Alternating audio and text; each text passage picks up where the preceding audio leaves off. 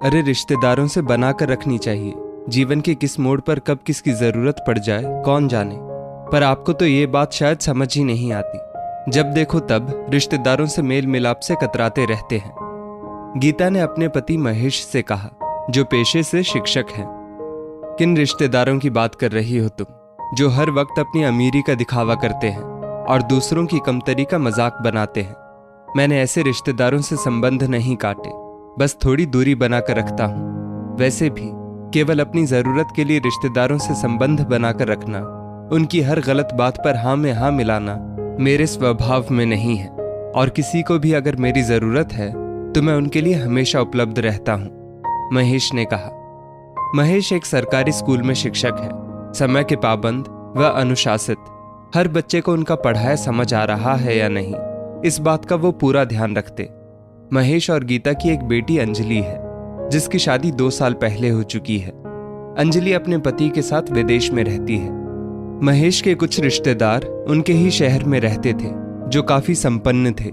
ये संपन्नता उन्होंने गलत तरीके अपनाकर कमाई थी। वो चरित्र से भी काफी कमजोर थे। बात बात पर वो महेश के सामान्य टीचर होने पर तंज कसा करते थे, इसलिए महेश को उन रिश्तेदारों से ज्यादा मेल मिलाप पसंद नहीं था। महेश के चचेरे भाई ने अपने बेटे के जन्मदिन पर फार्म हाउस में पार्टी रखी थी।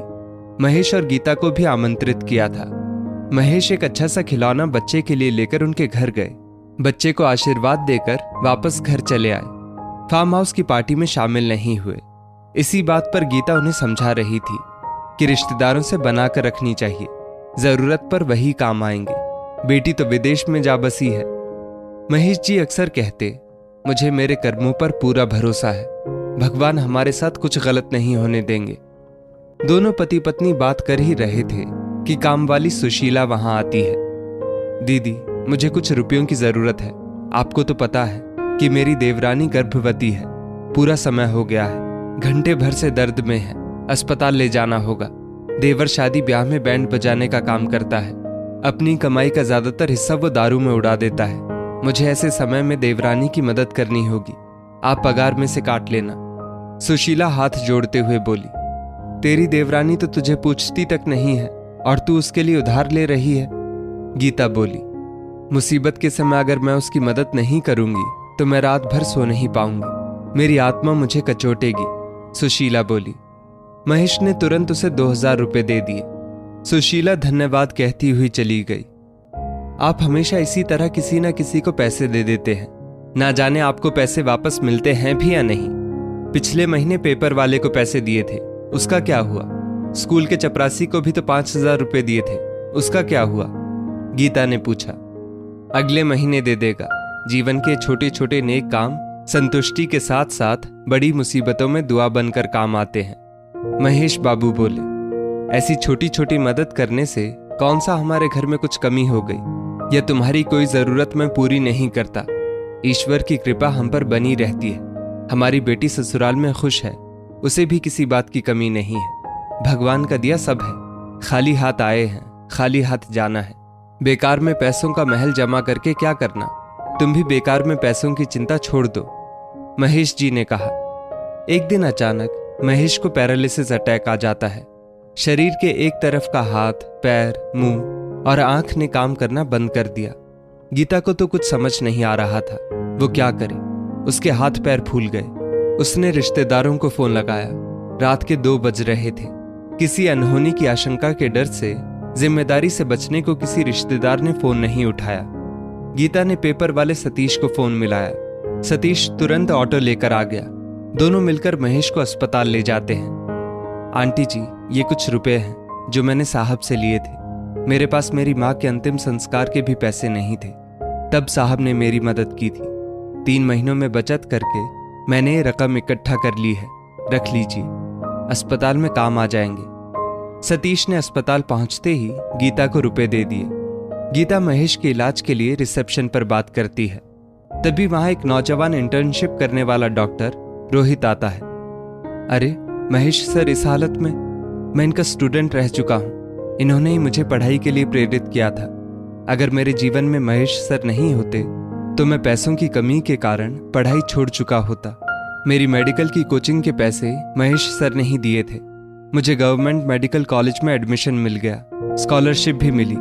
मुझे महेश सर की गुजारिश से बैंक से एजुकेशन लोन भी मिल गया। आप चिंता ना करें, मैं यहाँ सर के इलाज की व्यवस्था संभाल लूंगा। मिनटों में ही रोहित ने सीनियर डॉक्टर से संपर्क कर लिया।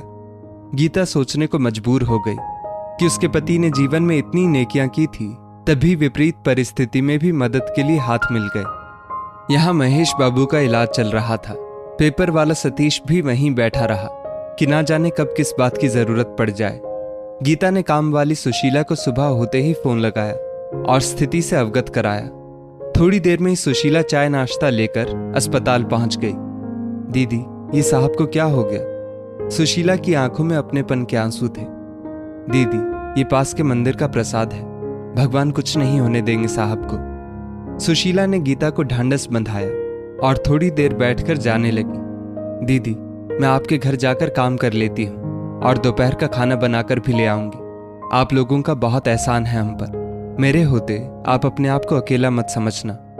ऐसा बोलकर सुशीला चली गई। गीता ने महेश के स्कूल के प्रिंसिपल को भी परिस्थिति से सूचित कर दिया।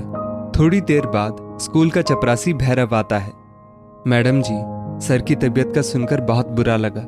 मेरे लायक कोई भी काम हो तो आप निसंकोच कह सकते हैं। और ये 20,000 रुपये हैं।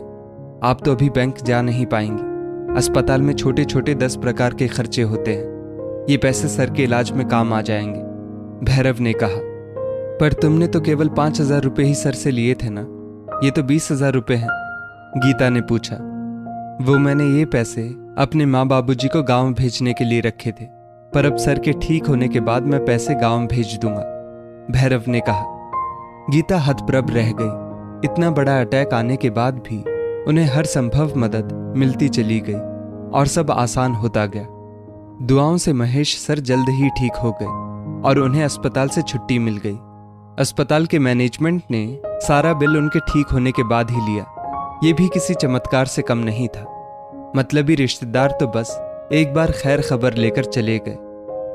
मुझे माफ कर दीजिए, मैं हमेशा आपको दूसरों की मदद करने से रोकती रही, जबकि सच तो ये है कि अगर हम दिल से लोगों की सहायता करते हैं तो ईश्वर भी मुश्किल घड़ी में हमारी मदद करने नेक इंसानों को भेज ही देते हैं, गीता ने कहा। दोस्तों, हमेशा ये देखा गया है कि जो लोग दूसरों की मदद करते हैं उन्हें कम तनाव रहता है, मानसिक शांति और आनंद का अनुभव होता है। इस स्टोरी को लेकर आपकी क्या राय है, नीचे कमेंट करके ज़रूर बताइएगा।